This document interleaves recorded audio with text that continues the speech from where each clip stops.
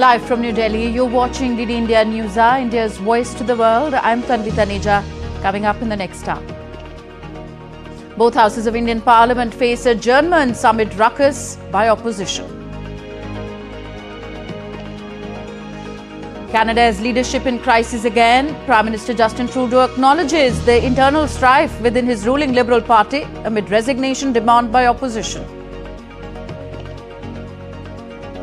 US President-elect Donald Trump sues the Moine Register newspaper claiming election interference, vows to pursue more defamation claims.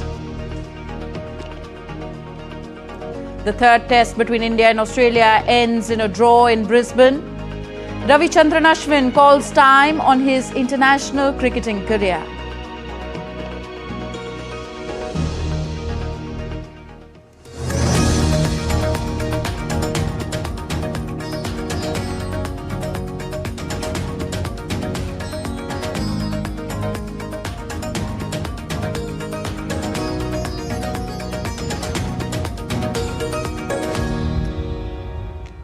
Up first, news from the proceedings in the both Houses of Parliament. Well, both Houses of Indian Parliament witnessed adjournments as soon as the legislative business began on Wednesday. Amid ruckus by the opposition members, the lower house, also known as the Lok Sabha, was adjourned within minutes after it resumed proceedings for the day. Rajya Sabha, or the upper house, began with matters of importance taken up in the 0 hour. After a short while, the House was adjourned after ruckus by opposition members. Amid the ruckus, Parliamentary Affairs Minister Kiran Rijiju slammed the Congress party for misusing Dr. Ambedkar's name for its vote bank politics. देश में बाबा साहब ने 1951 में कानून मंत्री के पद से इस्तीफा दिया था। 71 साल बाद प्रधानमंत्री मोदी जी ने एक दूसरा बौद्ध को कानून मंत्री बनाया है। आप लोगों को याद नहीं आया? मोदी सत्य बाबा साहब भीमराव अंबेडकर के बताए हुए रास्ते पे हम लोग चलते हैं, आप लोग नहीं चलते हैं। सर, ये लोग ढोंग कर रहे हैं, मैं कड़ी आपत्ति करता हूँ। बाबा साहब का नाम को वोट बैंक के लिए जो दुरुपयोग कर रहे हैं, इसको मैं निंदा करता हूँ। India's Prime Minister Narendra Modi, in a blistering attack on the Congress, listed out its sins towards B.R. Ambedkar and accused it of denying the father of the Constitution a Bharat Ratna, adding that the party can no longer hide its misdeeds of several years. In a series of posts on social media platform X, Prime Minister Modi wrote, and I quote him, "If the Congress and its rotten ecosystem think that their malicious lies can hide their misdeeds of several years, especially their insult towards Dr. B.R. Ambedkar, they are gravely mistaken. The people of India have seen time and again how one party led by one dynasty has indulged in every possible dirty trick to obliterate the legacy of Dr. Ambedkar and humiliate the SC/ST communities. The list of the Congress's sins towards Dr. B.R. Ambedkar include getting him defeated in elections not once but twice, Pandit Nehru campaigning against him, making his loss a prestige issue, denying him a Bharat Ratna, denying his portrait a place of pride in Parliament's Central Hall. It is due to Dr. Baba Saheb Ambedkar that we are what we are. Our government has worked tirelessly to fulfill the vision of Dr. Baba Saheb Ambedkar over the last decade. Our government has worked to develop Panch Tirth, the 5 iconic places associated with Dr. Ambedkar. When it comes to Dr. Ambedkar, our respect and reverence is absolute." So these were the series of tweets by Prime Minister Narendra Modi. Now, DD India correspondent Anil Thomas is at the Parliament House in New Delhi. He joins us live for more. Anil, if you could explain to us what exactly has happened in both Houses of Parliament today. Well, good afternoon, Tanvi. Well, very much on the expected lines after that, 2 days of deliberations, both in the upper house and the lower house. Many expected that the remaining 3 days, so the fag end of the Parliament session, especially the winter session of Parliament, would go off smoothly. But, one excerpt from his speech that the Home Minister made in his concluding remarks, especially in the upper house, being extracted and being distorted. That's what the Parliamentary Affairs said on the floor of the House. The leader of opposition in Rajya Sabha, Mallikarjun Kharge, demanding not only demanding an apology, but also demanding the resignation of Home Minister. I think the Prime Minister coming supporting what the Home Minister said has clearly left the opposition stung as well as stunned. I think that's where, we're seeing no headway being made. There is talk that the leader of opposition in the upper house and lower house, that's Mallikarjun Kharge and Rahul Gandhi, have met the Prime Minister, but I believe no headway has been made. So we would see this particular situation, especially that the opposition creating an uproar on insulting Baba Saheb Ambedkar, the constitution maker, by the Home Minister, and the Home Minister getting the support of the Prime Minister, stating that part of the speech purely being distorted and being presented and the uproar being created over it. So it's making no headway. We can expect that the House resumes at 2 p.m., but not much of headway expected even after the meeting has taken place. And also, what has been the business for the day listed in both houses of Parliament, if you could tell us that? 2 bills that are listed in the lower house, 2 bills that are listed in the upper house.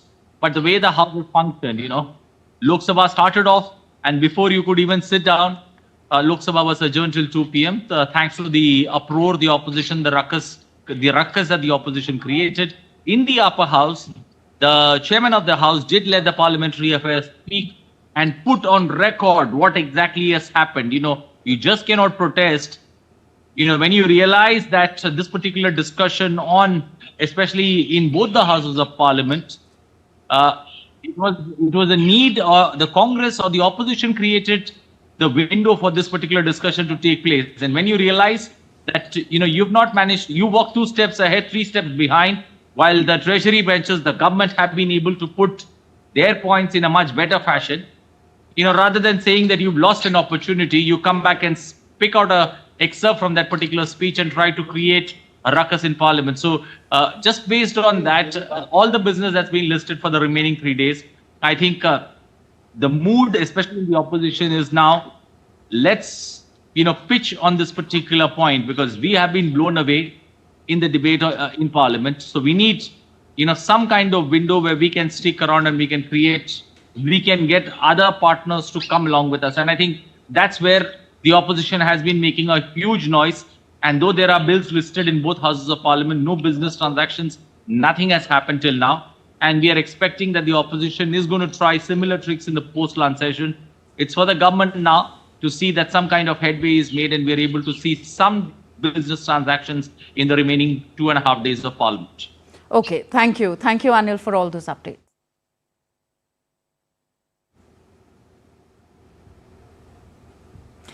Moving on, India and China hold a special representatives dialogue on the boundary question in Beijing on Wednesday. India's National Security Advisor and Special Representative on the India-China boundary question, Ajit Doval, will hold the 23rd meeting of the special representatives with his Chinese counterpart and Minister of Foreign Affairs of China, Wang Yi, in China. The 2 special representatives will discuss the management of peace and tranquility in the border areas and explore a fair, reasonable and mutually acceptable solution to the boundary question. The last round of special representative dialogue was held in New Delhi in December 2019. DD India's Jessica Taneja now joins us for more on the story. Jessica, tell us the significance of the special representatives dialogue on the boundary question that is to be held between India and China today. This is the 23rd round of the special representative talks being held between India and China. Significant indeed, because it is coming after 4 years, wherein you'd recall in eastern Ladakh after the standoff, it had briefly been disrupted and not taking place to the effect that it does, and the importance that it holds in terms of even talking about minor issues on the boundary wall issue that have emerged over the years. Both the special representatives, time and again, since 2003 when it was first established, has been very effective to ease off tensions at various moments when it comes to the severed ties between the 2 nations. But trade, as always, is of course continued between India and China, if not the bilateral talks which have briefly been interrupted in the last 4 years, and of course beginning in 2013 to get slightly worse, and then 2017 in Doklam, and then 2020 standoff in May in the Galwan Valley.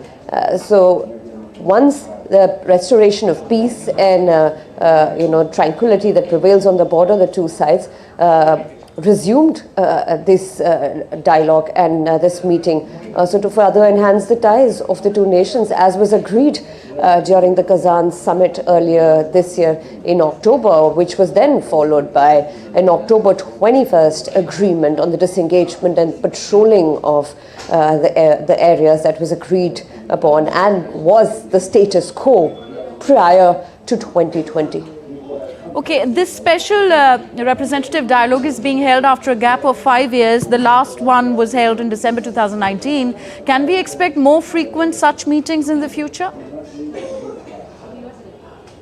Well, the process has been ongoing. You look at the WMCC meeting, or the Working Mechanism for Coordination and Consultation on the India-China border issue, quite a long abbreviation on that one, but has worked in terms of providing that particular platform for special representative talks that we now see have resumed after 5 years. The WMCC talks have been going on for a very long time, ever since the standoff was witnessed in 2020. So there have been various mechanisms where India and China have engaged in effective diplomacy on both the sides, has resulted in what we now call somewhat normalization of ties, but one approaches with caution, because with China it's always about a certain trust deficit that even the Indian military doesn't seem to be shying from warning about. Okay. Thank you, Jessica. Jessica Taneja reporting on this meeting between Wang Yi and Ajit Doval. US lawmakers bring a bill to curb Chinese impact in the country's fentanyl crisis. Authorities in the US have proposed 3 bills that would put in place measures to set up a special task force to curb narcotics trafficking and bring in new sanctions on the Chinese entities not following formal entry channels. One of the bills proposes to hold China's ruling Communist Party accountable for a direct role in the crisis and cut off Chinese companies from the US banking system for arranging illicit synthetic narcotics. The bill is scheduled to be put again after the new government takes charge in January next year. The 2-day Conference of International Energy and Exhibition concluded in New Delhi on Wednesday. The event witnessed panel discussions and special addresses by the ministers and industry stakeholders on energy transformation and its importance. DD India's Deepika reports.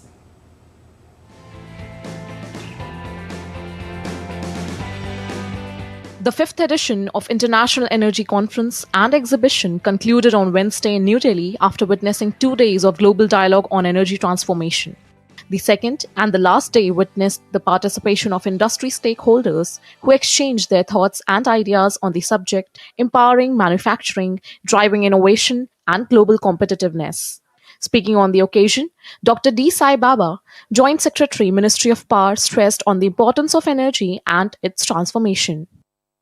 The idea was that we have to be ahead of the generation. If a generation of RE is coming 50 gigawatt per year is the target, so we are looking much more than that, so that by the time, because there is a greater lead time for the transmission system, so we can, by the year end of the 2030, we should be able to cater to the whatever generation is coming up from the RE side, or we are able to evacuate the whatever RE generation is coming up. The 2-day event focused on different subjects spread across 3 tracks and sub-themes that aimed at enhancing energy and how to ensure its smooth and productive transformation.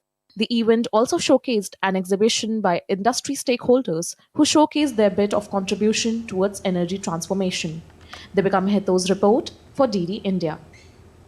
You're watching DD India News. Are still to come on the show. Gaza ceasefire talks gain momentum in Cairo. CIA chief due in Doha today to talk with Qatari Prime Minister on bridging the remaining gaps between Israel and Hamas. President-elect Donald Trump nominates former football star Hershel Walker as the US ambassador to the Bahamas.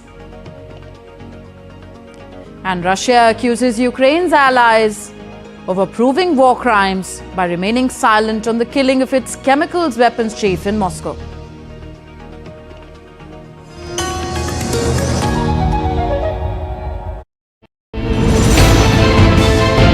Geopolitics and trade deals.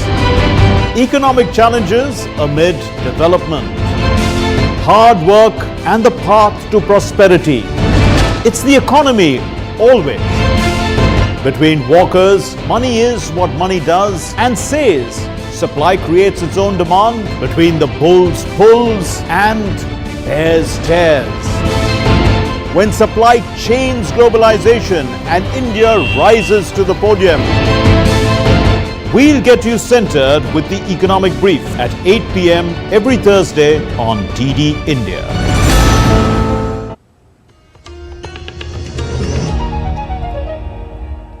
Welcome back. You're watching DD India Newshour. I am Tanvi Taneja.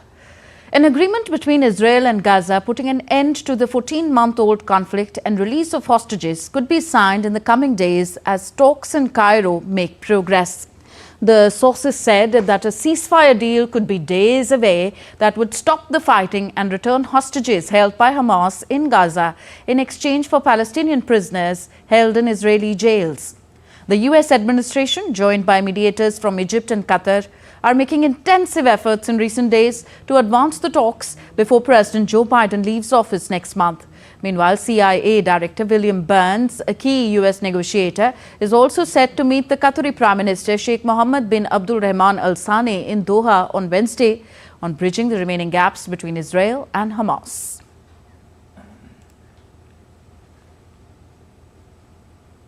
Onto the Syrian crisis. A UN envoy has warned that Syria's protracted conflict has not ended, yet even as rebels stepped up contacts with governments that ousted President Bashar al-Assad. United Nations Special Envoy for Syria, Geir Pedersen, also said that there have been significant hostilities in the last 2 weeks before a ceasefire was brokered. An international war crimes prosecutor has uncovered evidence of a state-run machinery of death in Syria, with mass graves exposing widespread torture and murder under Bashar al-Assad's regime. Hundreds of thousands of Syrians are estimated to have been killed since 2011. Israeli Prime Minister Benjamin Netanyahu held a security briefing atop a strategic Syrian mountain inside the UN-patrolled buffer zone on the Golan Heights. Prime Minister Benjamin Netanyahu said that Israeli troops would remain there until another solution ensuring Israel's security is found. The Prime Minister ordered Israeli troops to seize the buffer zone as long-time strongman Bashar al-Assad's rule collapsed in Syria. We are holding the assessment in order to decide on the deployment of the IDF in this important place until another arrangement is found that ensures Israel's security. I was here 53 years ago with my soldiers. The place has not changed. It is the same place, but its importance for the security of Israel has only been underscored in recent years, and especially in recent weeks with the dramatic events that have occurred below us in Syria. We will determine the best arrangements that will ensure our security. On to the US now. President-elect Donald Trump on Tuesday nominated Hershel Walker as the US ambassador to the Bahamas. Walker is a former football star and lost the 2022 race to Democratic US Senator Raphael Warnock in Georgia. Walker was one of the Trump's earliest 2022 endorsements and was known for gaffe on policy issues and sometimes confusing musings. The United States established diplomatic relations with the Bahamas in 1973. Meanwhile, Donald Trump has filed a lawsuit against the Des Moines Register newspaper and its former top pollster the day after he stepped up its legal threats against news outlets. The lawsuit seeks unspecified damages and an order barring the Des Moines Register from engaging in ongoing deceptive and misleading acts and practices related to polling. A Des Moines Register representative said that the organization stands by its reporting and believes that the lawsuit is without merit. A large number of mysterious drones have been reported flying over New Jersey and across the northeastern US, sparking speculation and concern over where they came from and why. The FBI, Homeland Security, state police and other agencies are investigating. Reacting to sighting, the government said on Tuesday that it posed no threat to national security and public safety. President Joe Biden also weighed in on the report, saying nothing nefarious apparently. He added that there are a lot of drones authorized and so far there is no sense of danger. Earlier, Pentagon Press Secretary said that military installations could receive enhanced capabilities to detect, identify and track drones. Onto the Russia-Ukraine conflict now. In a recent development, Russia said on Wednesday that it had detained a citizen of Uzbekistan who had confessed to planting and detonating a bomb which killed Lieutenant General Igor Kirilovikin in Moscow on Tuesday on the instructions of Ukraine's security service. Russia accused Ukraine's allies of approving war crimes by remaining silent on the killing or expressing support for such attacks. The attack took place a day after President Vladimir Putin boasted of Russian troop successes in Ukraine. Investigators of the Main Investigation Directorate of the Investigative Committee of Russia, in cooperation with the FSB and the Ministry of Internal Affairs of Russia, detained a citizen of the Republic of Uzbekistan born in 1995 on suspicion of committing a terrorist act that killed Igor Kirillov and his assistant. The investigative actions are being carried out with the detainee. During interrogation, he explained that he had been recruited by the Ukrainian Special Services. Following their instructions, he arrived in Moscow and received an improvised explosive device. He placed it on an electric scooter, which he parked at the entrance of the apartment building where Kirillov lived. The Russian Foreign Ministry also said that Russia will raise the assassination in Moscow of top Russian General Igor Kirillov by Ukraine at the United Nations Security Council on December 20th. The permanent mission of Russia to the UN will raise the issue of the committed terrorist act during the UN Security Council meeting on the supply of Western weapons to Ukraine, requested by Russia on December 20. We are confident that all the organizers and perpetrators of the murder of Igor Kirillov will be found, punished, whoever it may be, wherever they are. Meanwhile, Dimitri Medvedev, deputy chairman of Russia's Security Council, said that the Ukrainian leadership would face imminent revenge for the killing of a top Russian general. Everyone understands what happened and what needs to be done. Despite the fact that the investigation has just begun, our enemies have already rushed to publish information about their involvement. In any case, the investigators must find the killers in Russia, and we must do everything to destroy the patrons who are in Kiev. These patrons are also known. This is the military political leadership of Ukraine. In any case, this is a very sad incident. Further, the United States strongly denied having any role in the assassination of a senior Russian general and his aide in Moscow on Tuesday. State Department spokesman Matthew Miller said that the United States was not aware of it in advance and was not involved. I don't have an assessment. It's not something that we were involved in. Obviously, he was a general who was involved in a number of atrocities. He was involved in the use of chemical weapons against Ukrainian military. The United Nations is pushing for Iran's nuclear deal talks, saying time is of the essence. The aim is to urgently work to restore a 2015 deal that lifted sanctions on Tehran in return for restrictions on its nuclear program, warning that its success or failure matters to all of us. Time is of the essence. While the onus is on JCPOA participants and the U.S., their success or failure matters to all of us. The region cannot afford further instability. There must be genuine commitment to dialogue and diplomacy. 14 deaths have been confirmed due to the earthquake in Vanuatu, with over 200 people injured due to the calamity. Authorities fear of the rise in death toll as many more are feared trapped inside the buildings.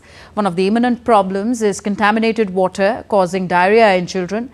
A state of emergency has been declared with 7 days of curfew in the worst hit areas.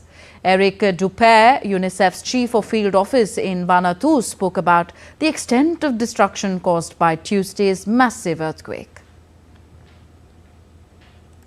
The government has declared 5 days of state of emergency.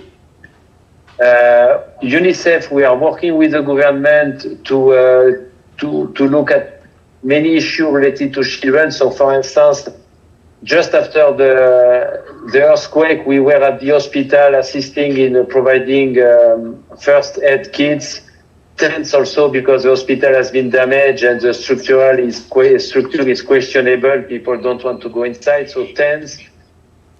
A Philippines national accused for drug trafficking by Indonesia returned home after receiving clemency from death row. The clemency of Mary Jane Veloso was an outcome of years of negotiations between the two countries. Mary is to serve rest of her life sentence in her home country, with clemency decision dependent on Philippine President Ferdinand Marcos Jr. Former President Ranil Wickremesinghe of Sri Lanka on Tuesday hailed the joint statement issued by India and Sri Lanka during the island's President Anura Kumara Dissanayike's visit to India, saying that it will further deepen bilateral cooperation. The joint statement followed comprehensive talks in New Delhi between Prime Minister Narendra Modi and President Dissanayike, who visited India on his first overseas trip since assuming office in September. Wickremesinghe, who has been an opponent of Dissanayike during the presidential polls, applauded the president for advancing the Economic and Technical Cooperation Agreement (ETCA) and supporting Trincomalee's development as a regional energy and industrial hub. And next we take a look at other stories making news around the world. Japan's Space One terminated the flight of its Kairos small rocket minutes after liftoff on Wednesday. This was the second failed attempt of Space One in 9 months to deliver a satellite to space with a privately developed rocket.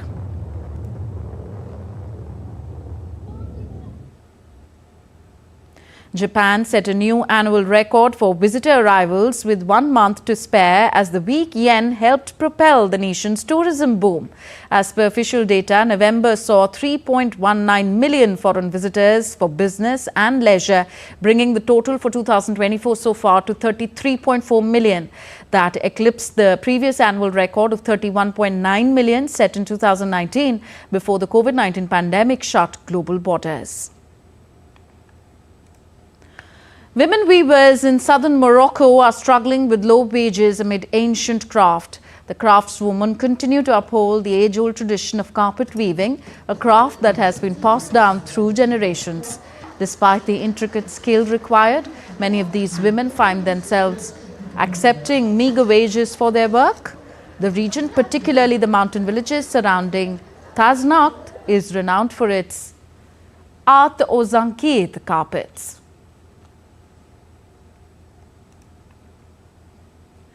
Namibian fashion designer MC Brighcavari is on a mission preserving the traditional attire of his ethnic hero tribe by combining its distinctive style with some modern twists, which he says also represents who we are and where we come from.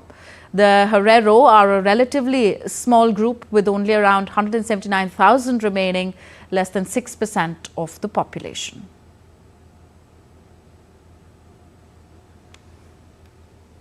Still to come on DD India Newshour. So justice calls for Canada's Prime Minister Justin Trudeau's resignation grow. We discuss the crisis in Canadian leadership with our guest. Will India soon open the door for Elon Musk's Starlink? Telecom Minister Jyotiraditya Scindia's take on this on the other side. And preparations for the world's largest religious gathering, Mahakumbh Mela 2025, in full swing in India's Prayagraj.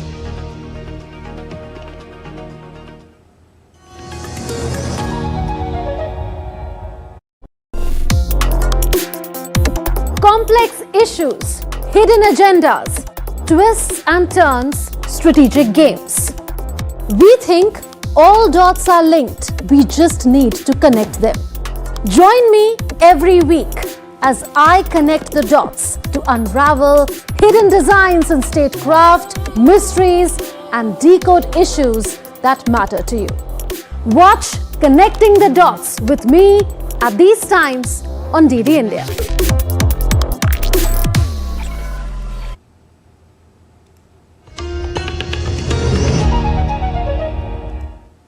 Welcome back. You're watching DD India Newshour. I am Tanvi Taneja. Canadian Prime Minister Justin Trudeau finds himself in the political fight of his life. He has acknowledged internal strife within his ruling Liberal Party as he is under intense pressure to step down, also from abroad. Adding to his woes, opposition parties from across the political spectrum have intensified demands for his resignation. This renewed push could further embolden detractors within his own party, putting his leadership on an even shakier ground. DD India's Akhilesh Suman has more. For Canadian Prime Minister Justin Trudeau, Tuesday turned into another tough day as Parliament echoed with sharp accusations from an energized opposition. Lawmakers from across the opposition's political spectrum attacked his administration, blaming him for policy failures and calling for his resignation. Canada is a serious G7 NATO partner staring down the threat of 25% tariffs. We deserve a strong leader with a new mandate. Why not let Canadians decide by calling a carbon tax election? The Prime Minister has lost the confidence of Canadians, lost the confidence of many of his MPs, acknowledged that he doesn't have a mandate to continue to govern, and call a carbon tax election. While Trudeau is working hard to keep his party and the government steady, growing dissent within his party adds to his mounting challenges. Sensing the rising political stakes, newly appointed Finance Minister Dominic LeBlanc came to the government's defense. He assured Parliament that Prime Minister Trudeau is making determined efforts to address Canada's economic and diplomatic challenges. Mr. Speaker, the fall economic statement speaks to growth in the Canadian economy. It speaks to supporting Canadians with serious affordability challenges. And Mr. Speaker, we haven't finished supporting Canadians, something the Conservatives aren't interested in doing. Defending the government further, House Leader Karen Gold reminded the Parliament that the government has already survived a confidence vote last week. She emphasized that the administration's priority is tackling the economic fallout and managing US-Canada relations amid Trump's aggressive trade policies. Mr. Speaker, this House voted in confidence of this government just last week on multiple occasions. Mr. Speaker, we have important work to do on behalf of Canadians. We have a very important relationship to manage with the United States at a pivotal time. In response to Trump's aggressive stance on border security and trade, Trudeau announced a $1.3 billion Canadian plan to bolster Canada's border security over the next 6 years to stop illegal immigration into USA. The plan includes deploying drones, surveillance towers, helicopters, and hiring more border agents to enhance US-Canada border security, causing huge bearing on Canada's exchequer. Like most families, sometimes we have fights around the holidays. But of course, like most families, we find our way through it. Insiders say former Finance Minister Chrystia Freeland has resigned after clashing with Trudeau over handling US President-elect Donald Trump's threat of imposing 25% tariffs on Canadian imports. Freeland advocated for tighter fiscal controls, while Trudeau insisted on boosting financial aid for wooing public sentiment, along with strengthening border security. However, questions remain about how both priorities will be funded at a time when Canada's economy is grappling with severe challenges. Akhilesh Suman's report for DD India. And to discuss Trudeau's political setbacks, we have with us Professor Anshu Joshi from Center of Canadian, US and Latin American Studies joining us on the show.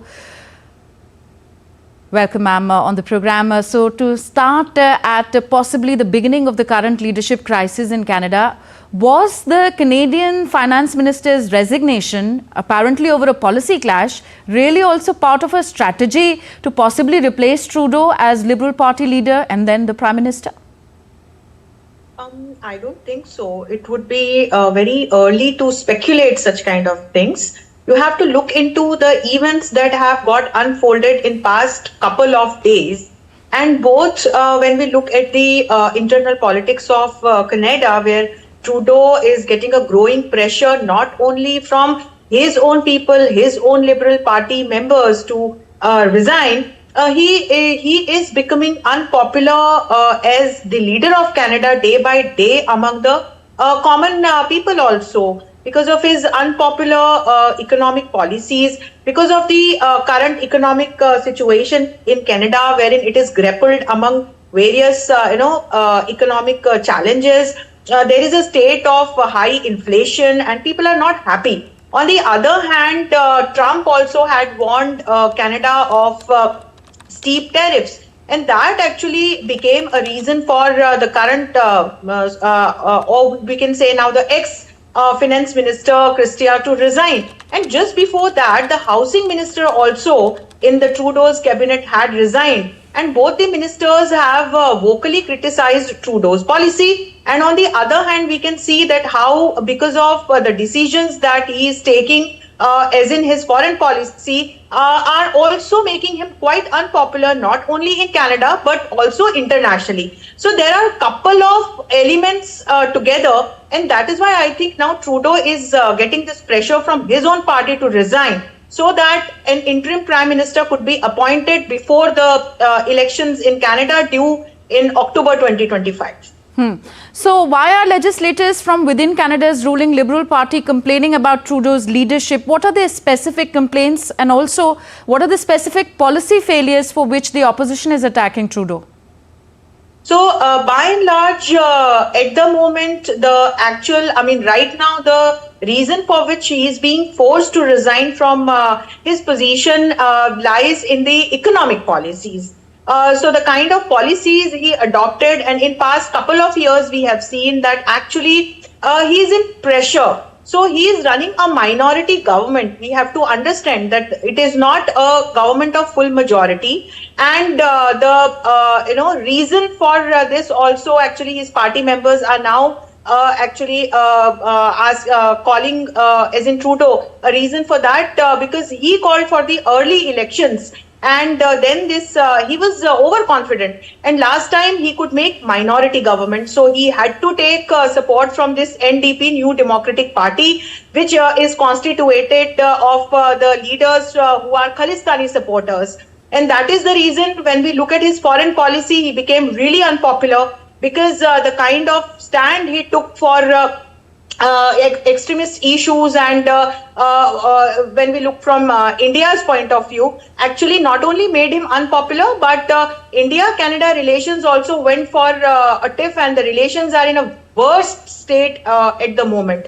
Going back to the economic turf, the kind of policies that he adopted, we can see that what is the situation, what is the outcome of those policies, what is the situation at present. So there is a high rate of inflation, there is a state of unemployment, youngsters are not happy, people are actually by and large not happy. And in past 10 years, we have seen that how Trudeau has fallen from this chart of popularity in Canada. So that is the reason now his own party members are against him, and they could foresee that if at all the next elections would happen under the leadership of Trudeau, a Liberal Party would miserably fail in securing a majority again or forming a government. So right now the Conservative Party seems to be in a very confident position. So I think that's the reason his own party members are wishing him to resign. And if he doesn't resign, then the Parliament may ask Liberals with this vote of another vote of low confidence, and if that get passed, then that is the other way by which he could be thrown out of power. So what seems more likely at this point, that Liberal Party will replace Trudeau, or that the opposition will topple him?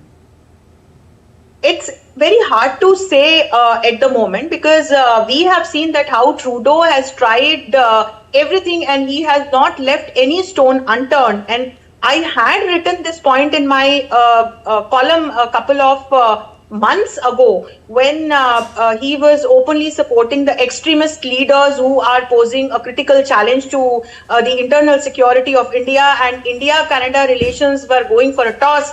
At that time, I had written that if Trudeau does not understand the true definition of power, and if he goes by all these, very tactical reasons to just to, remain in power, if he takes such kind of decisions, definitely he would face the repercussions sooner or later, and that day has come. So his own party members are actually against him, and his policies have made him really unpopular, and we can say that he has failed not only the government of Canada, but also his party. So, but it is difficult to say whether he'll resign or not, though there is a pressure, and I have told you that there is other way also by which he could be like thrown out of power. But there is an interesting fact, which is that the parliament would be closing for holidays next Tuesday, and then it would reopen in the new year. So if at all he does not resign, it will take some time for, the other way. I mean, the parliament to go with this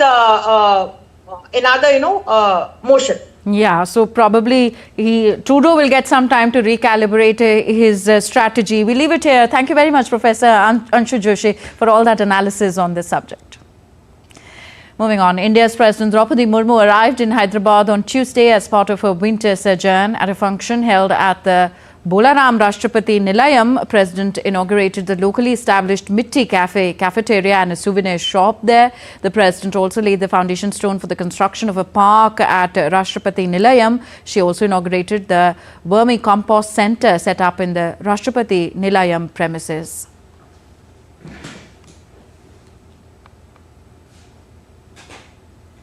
The Indian satellite telecommunications sector is open for everyone, said Telecom Minister Jyotiraditya Scindia on Tuesday. The minister said that anyone who conforms to the rules and regulations of the Indian government will be provided with the license. The remarks come in after Tesla CEO Elon Musk's Starlink expressed interest to launch in India.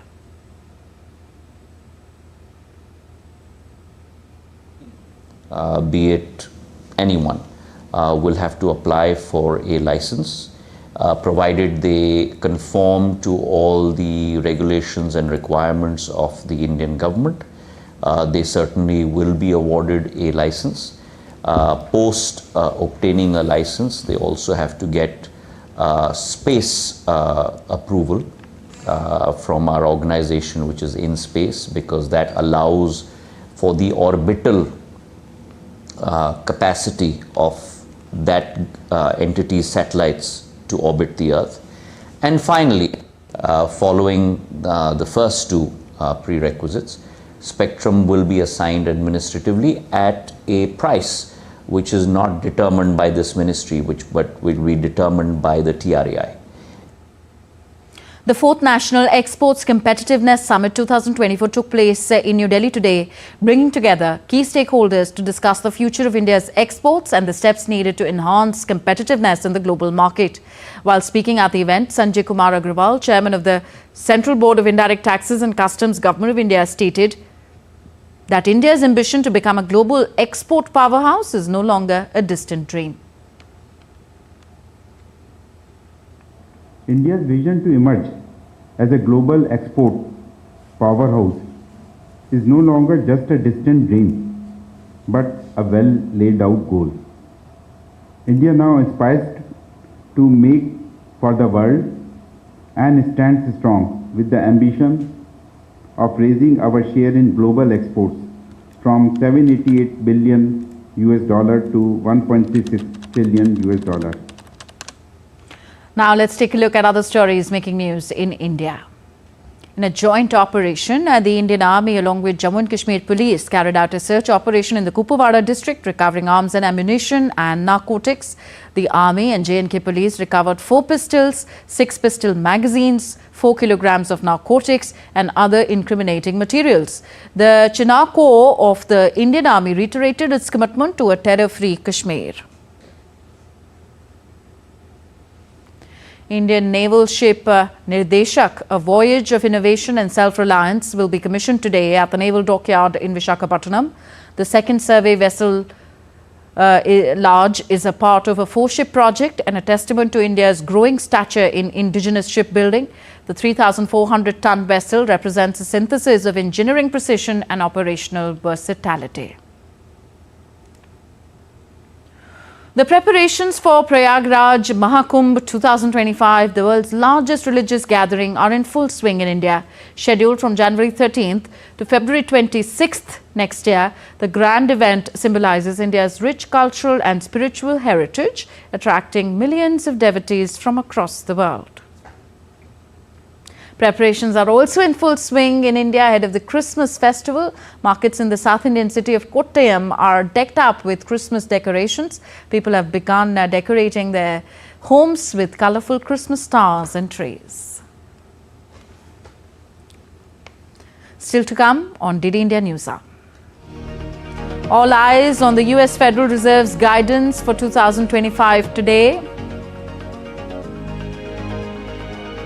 Brazil and Real Madrid forward Vinicius Jr. named FIFA's Men's Player of the Year in a glittering ceremony in Doha. Spanish club Real Madrid to take on their Mexican counterpart Pachuca in the FIFA Intercontinental Cup final in Doha.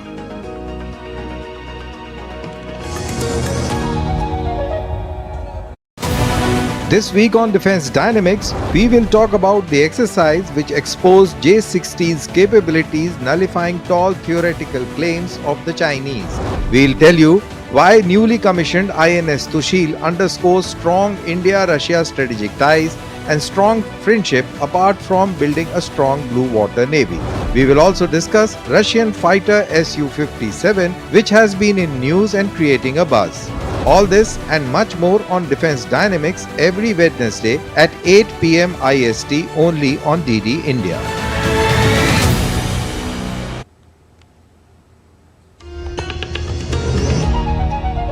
Thank you for staying with us on DD India Newshour. I am Tanvi Taneja. Sentiment among businesses in Germany has dipped to its lowest level since May 2020, the depths of the COVID-19 pandemic, according to the much-watched IFO Institute Business Climate Index. Joining us with more on this is DW correspondent Chiponda Chimbelu from Berlin. So what's behind this pessimism, Chiponda? Thanks for having me. Well, the election of Donald Trump as the next U.S. president is weighing on German business leaders. They are concerned about his threats to impose more tariffs and increase trade restrictions. And on top of that, the German economy is already facing many structural challenges, especially in the country's most important industry, the auto sector. Several companies in the industry have announced job cuts already, and they aren't the only ones. Even DAX heavyweights like tech giant SAP are planning to cut costs by slashing jobs. Now, leading German economist and president of the IFO Institute, Clemens Fuest, said the weakness of the German economy has become chronic. So perhaps that is why companies have become more pessimistic about the future. And Chiponda, how will the state of the economy affect the federal elections next February? Well, Germany's ailing economy has benefited parties that have not been in the government over the last 4 years. And the latest polls show that between 29 and 34% of voters are most likely to vote for the biggest opposition party, the Christian Democrats, so the CDU. And the far-right AfD has also been benefiting from the disappointment in the ruling coalition, with around 1 in 5 people surveyed saying that they would vote for it. But it is the CDU that is seen as most likely to be able to form a government. And of course, that will also be a major challenge for them. The latest polls show that the CDU's traditional partner, the Free Democrats, are struggling, and they may not even make it past the 5% hurdle needed for a party to be represented in the Bundestag. So that means the Christian Democrats may be forced to partner with a party that is ideologically very different. And they have already ruled out partnering with the far-right AfD. So that will leave them with parties that are more on the left-leaning side of politics, in particular when it comes to social policy. And that is, of course, the case with the Social Democrats, the Greens, and the new left-leaning populist Sarah Wagenknecht alliance. Thank you, Chiponda. The US Federal Reserve is expected to cut interest rates on Wednesday, brushing off uncertainty about inflation's downward path. The Fed is widely expected to deliver a 25 basis point interest rate cut at the end of the two-day policy meeting. The Fed has made significant progress tackling inflation through interest rate hikes in the last 2 years. A cut on Wednesday would be the Fed's third in a row and would leave rates a full percentage point below where they were just 3 months ago. And as investors await the cuts, the US dollar held firm on Wednesday, pushing the Australian and New Zealand dollars to fresh lows. Investors are also weighing the possible impact of promised tariffs and tax cuts by the incoming Trump administration on the Fed's outlook. The US dollar index, which measures the greenback against the six rivals, was little changed at 106 after hitting its highest since November 26th at 107 on Monday. Global markets are on edge ahead of the outcome of the US Federal Reserve's two-day meeting. Concerns remain in the domestic market of India as well. The Sensex and the Nifty continued their downward slide for the third consecutive session on Wednesday. The markets, which opened the session in the red, dropped lower by mid-session on Wednesday. The BSE Sensex was down by over 600 points, while the Nifty 50 dropped 168 points around 1 p.m. local time. You're watching DDI India Newshour. Time now for some sporting action. First updates from cricket. The third test between Australia and India ended in a draw on Wednesday after play was abandoned due to rain following tea on day 5 in Brisbane. India were 8 for no loss in their second innings, needing 267 runs for victory when bad light halted play and brought tea early. The match was unable to resume after the break. Australia's hopes of forcing a result were always hostage to weather conditions, but their chances of victory were already wafer thin given their attack was a man down. Pace stalwart Josh Hazlewood was out of the action after a calf injury. Travis Head was named player of the match after scoring 152 in Australia's first innings. The 5-test series is level at 1-1. The fourth test starts in Melbourne on December 26th. Indian cricketer Ravichandran Ashwin has retired from international cricket following the third test of the Border Gavaskar series against Australia in Brisbane. Ashwin retires as one of India's all-time greats, leaving behind a legacy of remarkable achievements. An era has come to an end in international cricket, not just Indian cricket. Take a look. India's spin spearhead Ravichandran Ashwin announced his retirement from international cricket in all formats at the end of the third test of the Border Gavaskar Trophy series in Brisbane. The 38-year-old told the reporters at Gaza that it is going to be his last day playing for India. This will be my last day as an Indian cricketer in all formats as at the international level.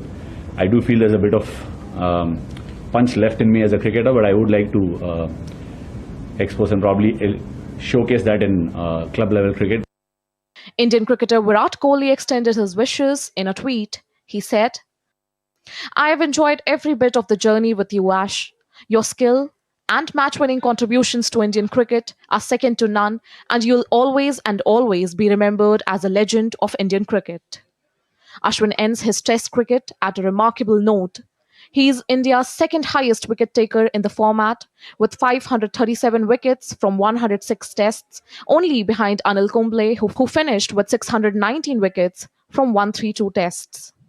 India's Sports Minister Dr. Mansukh Mandavia also lauded Ashwin in a tweet for leaving an indelible mark on Indian cricket. He called him one of the greatest off-spinners of all time. From those match-winning spells to incredible test hundreds, you have left an indelible mark on Indian cricket and inspired countless youngsters. Meanwhile, ICC chairman Jay Shah said Ashwin's international career is something to be proud of. He said, "One of BCCI's greatest match winners, a magician with the ball and an astute thinker of the game." Vice President of the Indian Cricket Board Rajiv Shukla also praised Ashwin for his exceptional contribution in the game. BCCI also appreciates it and always salute to his contribution to the world cricket as well as Indian cricket, and particularly domestic cricket also. He is a great bowler. He has got immense potential as far as game is concerned. So I wish him best for his future endeavours. In addition to his wickets, Ashwin also scored 3,503 test runs with 6 hundreds and 14 50s, making him one of the 11 all-rounders with more than 3,000 runs and 300 wickets. He also won a record 11 Player of the Series awards levelled with Muthaiya Muralidharan. Priya Yadav for DD India. Still with cricket, left-arm spinner Mitchell Santner has been named as New Zealand captain in one-day internationals and 2020 cricket on Wednesday. The 32-year-old, who has played 243 internationals, will take charge of the team for the first time in a T20 series against Sri Lanka starting in late December. Kane Williamson stepped down from the white ball captaincy after the T20 World Cup in the United States and Caribbean earlier this year. Santner said that it was an exciting time to lead the short format teams. Brazil and Real Madrid forward Vinicius Jr. was named FIFA Men's Player of the Year in Doha. The Brazilian won the award ahead of Spain's midfielder Rodri and England's Jude Bellingham. Vinicius scored 24 goals in 39 appearances across all competitions to help Real Madrid clinch the La Liga and Champions League trophies, while Spain and Barcelona midfielder Aitana Bonmati backed the Women's Award for the second year in a row. Bonmati helped her club to a domestic treble wins last season, in which Barcelona also retained the Champions League. Carlo Ancelotti of Real Madrid won the Best Men's Coach Award after the Italian led his club to the League and Champions League wins last season. Spanish club Real Madrid will take on their Mexican counterpart Pachuca in the FIFA Intercontinental Cup final in Doha on Wednesday. Real Madrid will be bolstered by the presence of Kylian Mbappe in the squad after injury, but the club will not take any risks with Mbappe. Vinicius Jr., Federico Valverde and Jude Bellingham are also expected to start. Head coach Carlo Ancelotti said that Real Madrid are a much better team than they were a month ago, but must be wary of quality. Pachuca side Osama Idrisi and Salomon Rondon have been the top performers for Pachuca in the tournament so far and will look to produce inspired performances. Morocco's Agadir hosts the 4th edition of the International Forum History of the Kaftan, celebrating the history of the Moroccan kaftan and the cultural diversity of Morocco. The forum aims to contribute to parallel cultural and diplomatic events, aiming to add the Moroccan kaftan to the UNESCO Intangible Cultural Heritage List.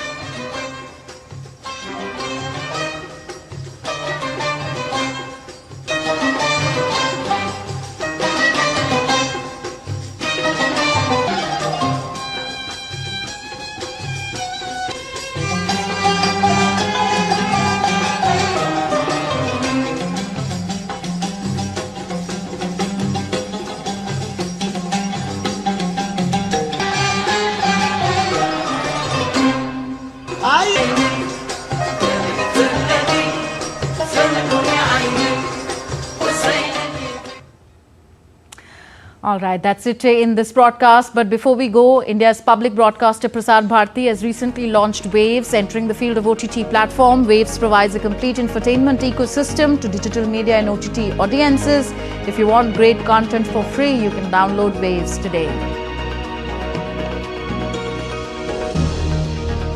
So that's it in this broadcast. News and updates continue on DD India. I'm Tanvi Taneja from all of us here in New Delhi. Thank you for watching. Namaskar.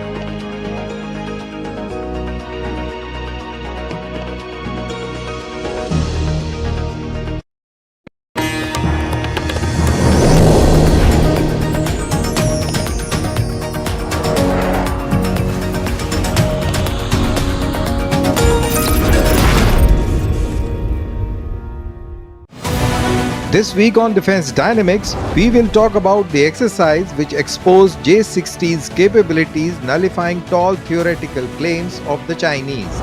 We'll tell you why newly commissioned INS Tushil under